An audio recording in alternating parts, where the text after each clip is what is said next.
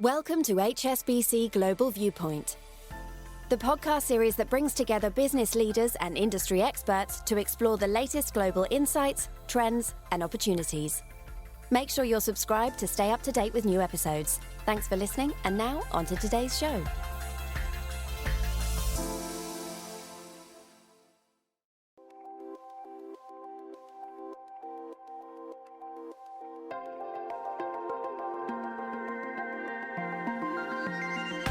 Welcome to Under the Banyan Tree, where we put Asian markets and economics in context. I'm Fred Newman, Chief Asia Economist here at HSBC. On today's episode, we're zooming in on the unique economy that is Japan.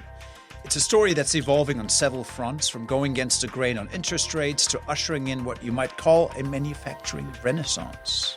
What makes this one-of-a-kind economy tick, and where does it go from here? Joining me to help answer those questions is Jun Takazawa from our Asian economics team here in Hong Kong. From HSBC Global Research, you're listening to Under the Banyan Tree.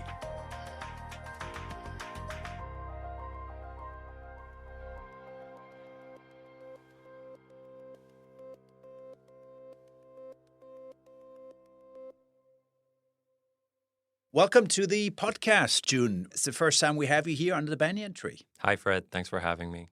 So, Jun, you're looking at, obviously, a number of Asian economies, including Japan, and we really wanted to delve a little bit deeper into the Japanese economy because it's so interesting, right? It's still one of the largest economies in Asia, and what we have here is actually an economy that's a little bit out of sync with the rest of the world. If you think about it, Federal Reserve is lowering interest rates, the Chinese central bank is lowering interest rates. Everywhere we're seeing lower interest rates, but Japan is going to raise interest rates, already has this year, and actually next week we expect them to raise interest rates again.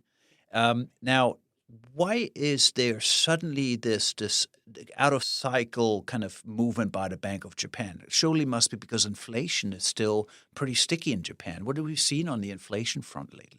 Right. So Japan is out of sync with a lot of the other central banks because I think it's important to put some context here in the sense that Japan has been seeing significant economic changes that it has not seen in years, if not decades. And inflation primarily has been running above the 2% target for more than 2 years. Now, let me just stop you there because you say just above 2% inflation target. For most people, that sounds like pretty low inflation.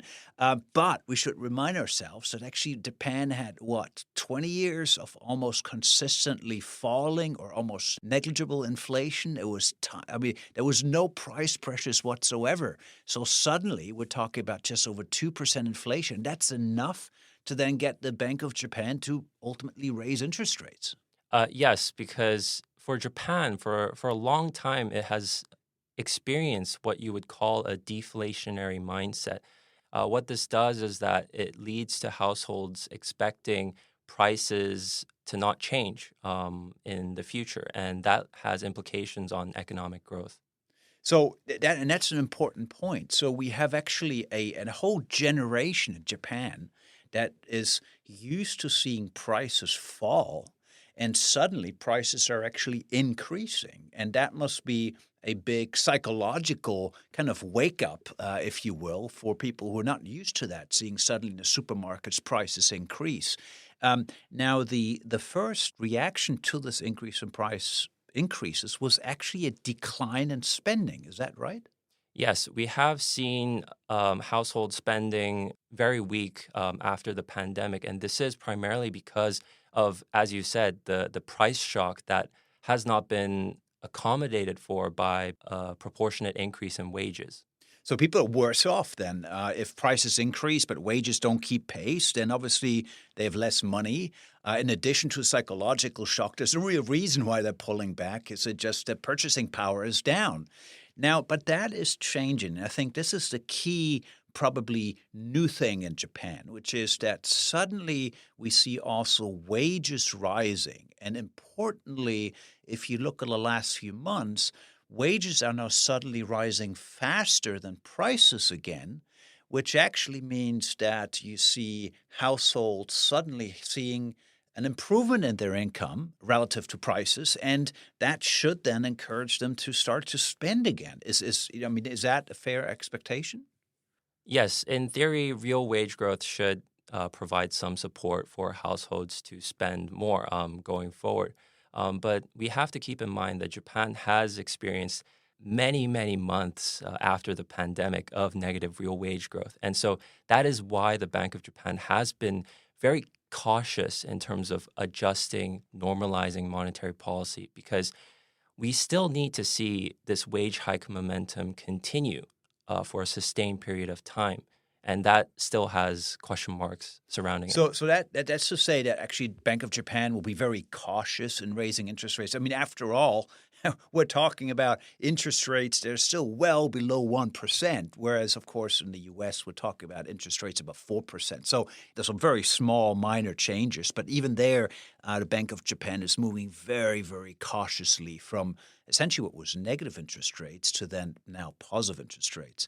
But there's one interesting aspect here, and that is we have this phenomenon that wages are suddenly rising in Japan, and they haven't for a long time.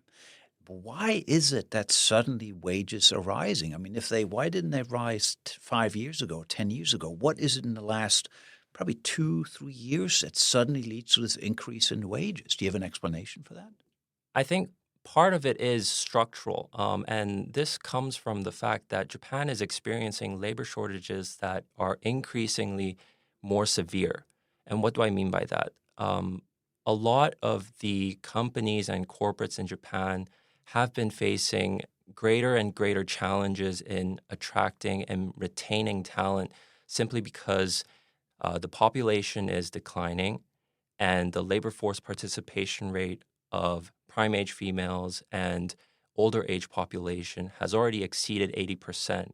So yeah, let me just stop you right there because I think that's a very interesting point. We knew that the population in Japan had actually been shrinking already for decades, but in a way, labor shortages didn't really appear until very recently because Japan sort of had over the years very low participation of women in the workforce, but that increase and increase and increase, providing extra labor, even though the population was shrinking. And the same happened with older workers.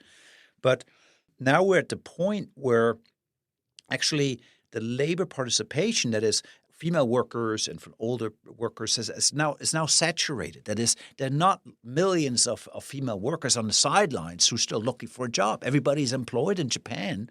And so suddenly then there is labor constraints. And you actually, I guess you see that when you go to Japan, right? You see fewer workers around. Have you ever experienced that?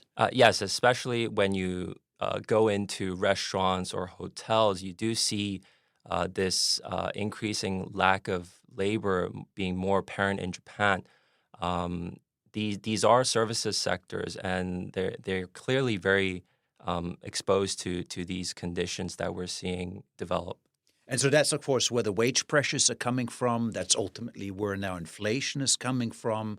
But wages are rising now faster. I think that's a hope than inflation. So spending should be coming back. And so actually Japan is now in a new cycle where hopefully inflation will encourage people to spend, and they are able to spend because wages are going up as well. And ultimately that means the Bank of Japan can now raise interest rates. At least that's the expectation.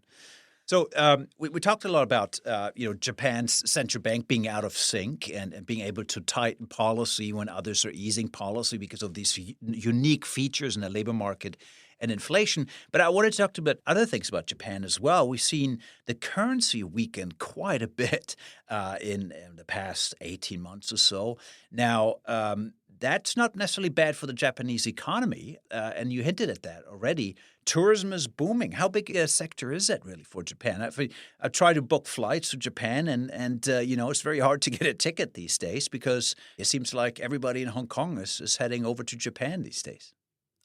Certainly, when we think about the share or the size of tourism in terms of Japan's economy, it is a less of a proportion compared to, say, manufacturing, but it is still quite sizable. And that has meant that the increase in inbound tourism has benefited certainly some sectors. But again, as we have talked about, the labor shortages have been a real constraint. And so what we're seeing is that coupled with the fact that we have this inbound tourism, because of the weak yen, domestic travelers have also stayed in within Japan, and so that has exacerbated this demand supply imbalance, and that is part of the reason why we are seeing these pressures. Pressures, but of course, also on the other hand, a growth driver, right? Services are doing well, and that's helped by the weaker currency. But then there is also another feature here of the weak currency, and that is it makes Japanese manufacturers quite competitive. Of course, when the currency falls in value, Japanese producers are able to sell cars more cheaply overseas. Have we seen also the manufacturing sector benefit from this very weak yen that we had over the past year or so? Yes, certainly. When you look at the quarterly Tankan survey, this is a survey that is conducted by the Bank of Japan to kind of gauge how businesses are feeling about the economy, how they're experiencing the current business environment. That has shown that manufacturers are indeed performing very, very well. If you look at their operating profits, they're at record highs. And so, to some extent, yes, the weekend has been a major boon for Japanese manufacturers. Okay, this is a great point to take a quick break. We talked about wages, we talked about inflation, we talked about the fact that the Bank of Japan is going against the global cycle, and we also talked about the weak yen helping actually some of the manufacturers. But when we come back, I want to talk quickly a bit more about Japan's ambitions in the tech space and really raise the open question, is Japan back? So that's coming up right after the break.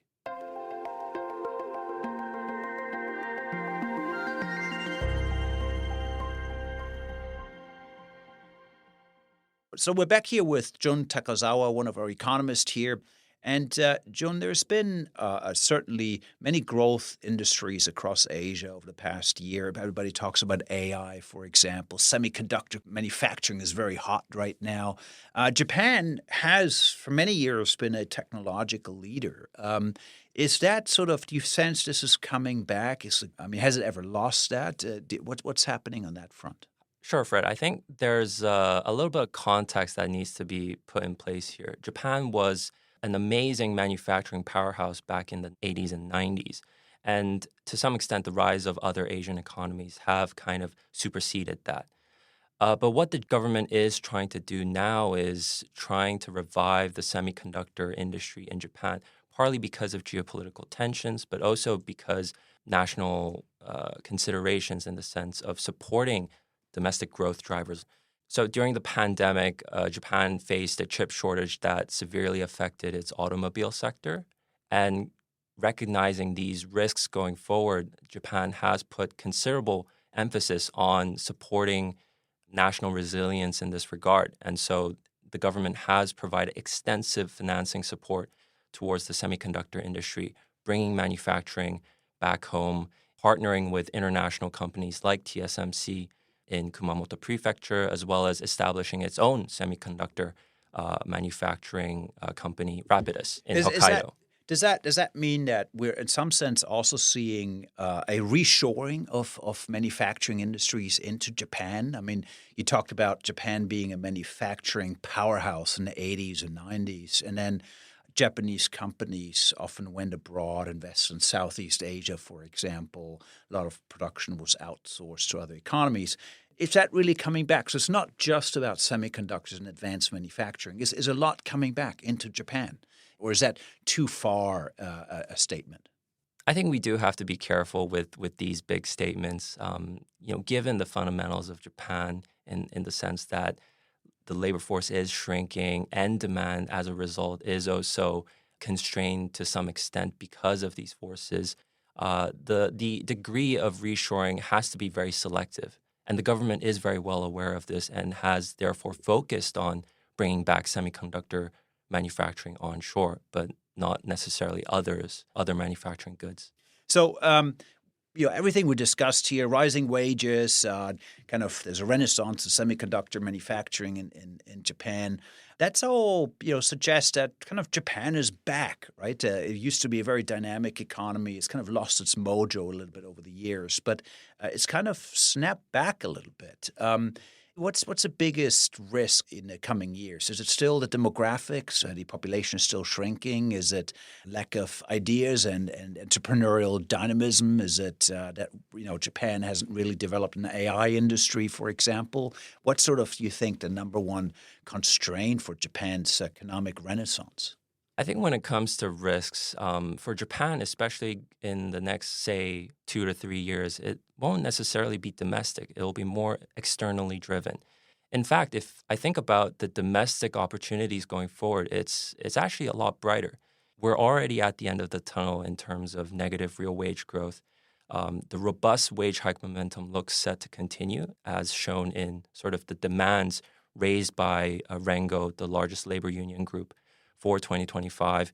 We're seeing this bounce back in, or at least we expect to see a bounce back in spending, domestic spending going forward, and that should revive a lot of the animal spirits and sentiment, so to speak, in Japan. That has a lot of implications in the sense that you're going to see spending move through the economy, and it's going to be a very interesting 2025 for Japan. So there you have it. Lots of exciting things going on in Japan. It's kind of counter cycle, if you will. And there are some very promising trends, whether it's tourism, manufacturing, rising wages, consumption bouncing back. But Jun, I don't want to let you go out of the studio here in the Banyan Tree. We always like to ask our guests also some other questions. And that is, for me, the question for you would be, if you go to Japan, everybody goes to Tokyo and some of the big sites. What's sort of the secret tip? Do you have a secret kind of destination in Japan that you would recommend somebody go to check out? I think for people, places that are like Tokyo, Osaka, are probably accessed way too much. And so I definitely agree with you. Other places need to be looked at. For me, I think that the best one to recommend especially would be a place called Nikko. It's north of Tokyo, relatively easy to access for people going to Japan. It's a very beautiful place, a lot of nature in the sense that you get to see snow, lakes, temples, a very natural scenery that I think a lot of people would really enjoy. Well, plenty to explore, and I feel like we're going to have a Banyan Tree special with Jun Takazawa's travel tips coming up at some point in the future. Thank you, Jun, for joining us today. Thank you for having me, Fred. Well, we're just about out of time, folks. It's been another great discussion here on the Banyan Tree. If you're still hungry for more macro content, be sure to listen to the Macro Brief from HSBC Global Research, available wherever you get your podcasts. From all of us in Hong Kong, it's bye for now.